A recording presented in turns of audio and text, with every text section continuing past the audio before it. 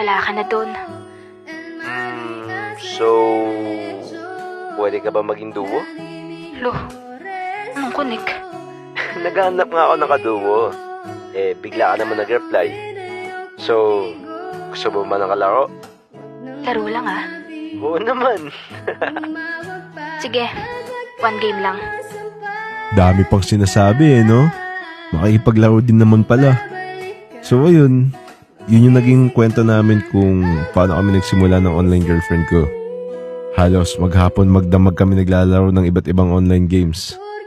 After ng 1 buwan namin ng paglalaro nahulog din kami sa isa't isa.